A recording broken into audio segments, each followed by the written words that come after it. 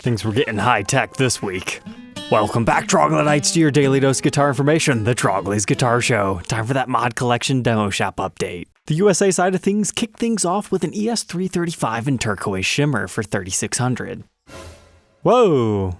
Gibson's changing their website around here. I would say I like this. It makes it a little bit easier to scroll through all the photos if you're just a general casual viewer. But anyways, it's kind of a blue 335. It's got the double cream pickups, so it's like a throwback to the late 70s for the CRR and CRS models. But this time with golden hardware and ambered over knobs, but really nice dark rosewood fretboard on that. And at first I thought they left the headstock alone, but if you look really closely, I think that is a sparkly headstock. A really dark blue sparkle. But then the back was a complete refin.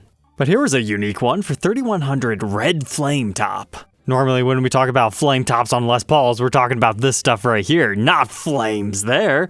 That's an interesting take, because in the early 2000s, there was a custom shop run of carved flame tops, and you can find them in various paint schemes. The closest thing I have to that in a full review and documentation is the tribal Les Paul custom. But what I'm getting at is those are typically solid finishes, whereas this retains the see-through nature, so you still get the continuations of both of the flames. And then look at that, your pickguard's kinda interesting in the fact that it's slightly see-through, then you get the red pickup covers, see-through knobs. I'm not gonna say it's my favorite look, but it's fascinating. But at first glance, it just looks like they left the back a nice dark red cherry color, but adjust the contrast and you can tell it's got a black stinger. And I can't quite put my finger on it, but the headstock looks different as well, almost like they shot it over with a dark ambered color. That's a pretty slick looking back. But we're bringing out all the fancy muscle cars here with Action Blue Racer, this time on a 59 reissue if you were looking for a custom shop. So this one, we talked about the Scorpion Les Pauls and how they're actually see-through. It looks like you can still see the flame underneath the blue, and then you kind of have that seafoam green underneath. But out of all the racing stripes that they've done recently, this one makes me happy. Kind of reminds me of the Donzi Speedboat Les Paul. I bet this one would look really cool in person, especially with that dark rosewood. But the headstock, they left it relatively plain, even got rid of the Les Paul model silkscreen, but left your truss rod cover in place in the vintage style tuners. But looking closely, this appears to be a satin refinish. Did the blue on the back, they left the neck alone. Okay, looking a little bit closely, it looks like the top is still gloss, it's just the sides that are satin. That sold quickly at $55. And then, whoa, okay, wide gold sparkle Trini Lopez. We haven't seen one of these in the mod collection in a while. This is definitely one of those finishes that doesn't look that good in camera, but in person, I bet it's just mind-blowing. It's like that White Explorer custom we just recently documented. I don't feel that episode did it justice enough. The cameras freak out at all the different colors, because it looks like we've got some silver, maybe a little bit of green over top of your gold, so it's just a really wide glitter flake. And this model is the perfect one to have a boisterous finish like this. And as with many semi-hollow models, they just do the body and they leave the neck alone. The color combination still works. It's honey sweet golden goodness. We just need the Honey Nut Cheerios B on the back of the headstock. The next photo confirms for us that the finish is also on the sides. However, it just looks like it's gold glitter thrown in there. So basically the exact opposite of that white/silver Explorer. Then, oh, okay. Thunderbird Nightbird. Looks like a Nicky Six signature or something for $3,800. What a freaky model. So you get your mudbucker in the neck, then you get your regular Thunderbird style pickup there. Why didn't they just throw another one right there for good measure? I suppose to keep it out of your way if a bassist actually wanted to buy this to play. I like the way that they did the pickguard. It nearly looks like they engraved out the plastic. I'm not exactly sure what they did, but they definitely gave this the blackout treatment, because even the back is just a straight ebony finish. But our headstock still has the mother of pearl crown, and hey, they threw a custom truss rod cover on it just for fun. But woo, that's heavy. Next up, we're kind of getting flashbacks from last week. The UK mod collection had a Les Paul custom that looked like this. Now the USA side gets a 57 reissue looking like this. It doesn't have the same formation down here, but it's just the way that the wood reflects the colors and the light. It gives you some really wide flame spots and then some tighter ones. I know I'm a broken record when I say it's gonna look better in person. Most things do, but this one, I bet the color travel is quite magnificent. But as far as plain backs go, there's some tasty wood grain in the neck up here in the headstock. But the face has that plain makeover look, and it looks like it's destroyed serial 163. But if you're thirsty, there was also Cola Blast for $3,100. This is just a regular Gibson USA production. It's got that Cola Burst finish, so it's a little bit of brown, a little bit of red, but they uncovered our pickups, left it with the gold hardware to help bring out the golden hues of our drink. I'd say that's pretty tasteful. And this is one of the most appropriate walnut backs I've seen. And here's the headstock. But here's something that spoke to someone, a 58 reissue in Natural Perimeter Burst. This looks like one of those Gibson USA, I think they call it Lemonburst. I've never been a big fan of it. I'm kind of surprised this sold as quick as it did, but different hues speak to the different few. One of my favorite Slash models actually has a similar thing going on. It's more of a natural burst in the center, but they make it dark black on the edge. So I imagine that's what this is. It's just yellowish orange on the outside instead. Definitely looks like something Slash might consider playing with the uncovered humbuckers. And flipping over to the back, really rich mahogany wood grain coloring. And to match the front, they gave it the cream back plates. And outside of our truss rod cover, left the headstock be. I'd say that was a pretty good week for the USA mod collection, but let's see what the UK was cooking up. An Antique Silverburst 57 Les Paul Special. We've actually seen a few of these in the Gibson USA demo shop, and they weren't necessarily selling, so I wonder if one of those just got exported to see if it would sell as a mod collection guitar. You don't see too many specials in this finish, however, recently we've been seeing a few. But the true beauty here is the silver bursting on the back, probably the sides and the neck. And hey, that's weird. The UK site has not been updated to the new photo viewer, it just changes it to full screen. But then we also had a flavorful bombastic basil. That's a 339, so it's going to be a 335, but in the Les Paul size. Got that uncovered neck pickup with a covered golden bridge, and then you get mixed matched hardware. So black and gold, black and gold, black and gold, black and gold, black. Yeah, okay, you get the idea. It's a black and gold guitar. The same theme is mimicked on the headstock with the washers and securing nuts of the tuners and tuner tips. Flip over to the backside, you get the golden screws. I don't know if I necessarily get basil vibes from this, but I'd say I like it. Looks like there might be a slight color shift to this in person, and maybe that's how you get the more earthy tones from it. But now we've got some punch, French rose flavored.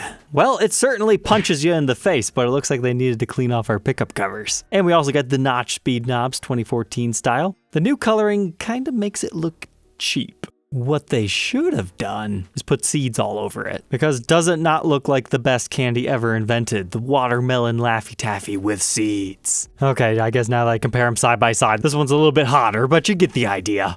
And here we go again with Beach Activity Green. I think it's been blue the last couple of times as a nod, I don't know. It's just kind of that spearmint color, and then you get the black and what looks like maybe gold pickup covers, a bit hard to see. And they continued on that same design on the back. And I thought this Silver Sage satin was pretty stellar looking. For 2,400 euro, I mean, that's kind of expensive for a studio, but it sold really quickly because of that third humbucker. But as far as the wiring, it looks like they went 3 independent volumes with master tone control. Threw on some good witch hat knobs just for fun. If you really zoom in there, you can see the black binding, so that means it's one of the modern studios. So when we flip it to the backside, do not be shocked or alarmed at the heel swoop, that is factory. However, it looks like they went for a satin refin here. But lastly, let's check out the demo shop. They actually had some cool stuff this week too. First things first, this double cut Les Paul Special sold instantaneously as soon as it was posted for $3,900. Now this is actually one of those flame top custom fancy boy models that also has the dual humbucker setup.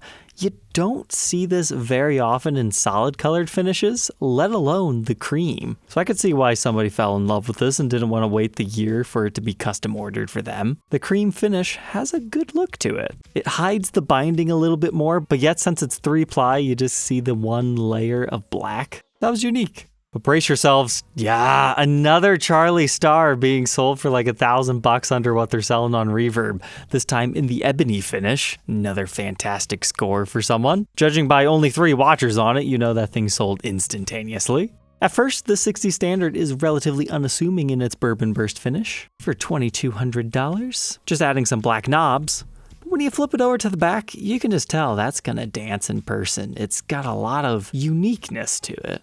But then I thought, I don't think we've ever seen a Firebird VII in the demo shop. Or if we have, it has been a while. And I thought $47.99 really didn't seem that bad for one of these. So I went to Gibson's website to see how much are those things normally, and to my surprise, the Firebird VII is not actually in production right now. It's custom order only. And I imagine if you wanted it yourself to order, it'd at least be $8,000, would it not? Because even as the VOS, I'm sure they would put $1,000 upcharge to your regular 5. So yeah, $7,500 bare minimum would be my guess to custom order one. So I think this was an absolute steal if you were in the market for this particular guitar. But now we've got a standard 50s, 2200. They tried, like I see what they were doing, black and white, black knobs, black poker chip. I just don't think it works too well. And to make it even less attractive to me, they put the junior style tuners on it. An abomination. But we had one for the lefties, left-handed Les Paul Custom. I just like to throw these in when I can because some people have to watch these videos backwards. So it's nice to have one just for them, but that one dates to 2022. They had one of the Gibson.com exclusive TV Pale and Blue modern lights for $1,100, so that's $400 off. Whenever I see one of these, I just feel so bad. My review piece was actually sold to somebody and they shipped it off to a shop to have it refinished Pale and Blue, and then Gibson comes out with this, and it's like, oh man. But this one had some sort of a finish blemish over here. But then look at this thing, trans purple Les Paul Custom, really proud price tag at $8,000 in the demo shop. And maybe not the craziest quilt we've ever seen, but it's nice, and the added it factor is the Super 400 inlays. Had all the inlays been abalone, I would have considered buying this, because even look at the neck. It's 5-ply with 3 pieces of maple in there, super heavily flamed, and gold hardware, and even some of the colorings to the mother of pearl in the headstock looks a bit different. But that was certainly a fancy beast. But speaking of fancy beasts, here's a Firebird Custom. 3,900, looks like they just threw the dirty fingers in there. At first I thought they were using Seymour Duncan pickups, but these Firebird Customs are not neck through, unlike the other one we were looking at. This is a set neck variety guitar. But if that purple didn't do it for you, how about for about $2,000 less, a blue version? Yeah, that's a good top.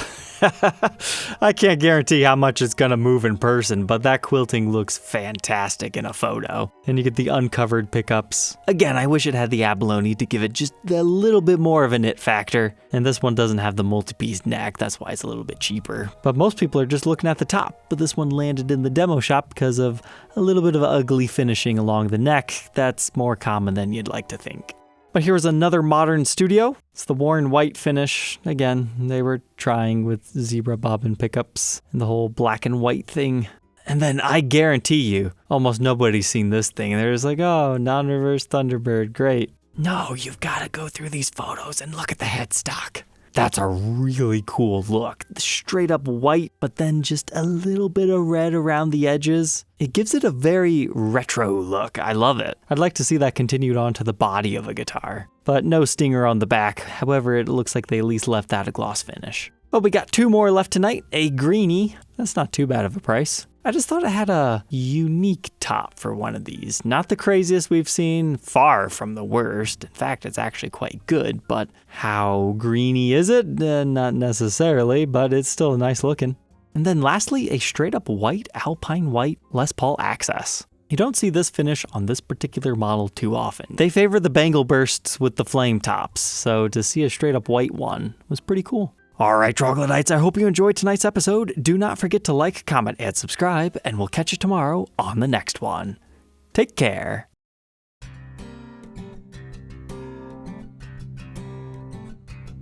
If you enjoyed tonight's episode, consider subscribing. I post videos like this every day. And you might even enjoy this next one.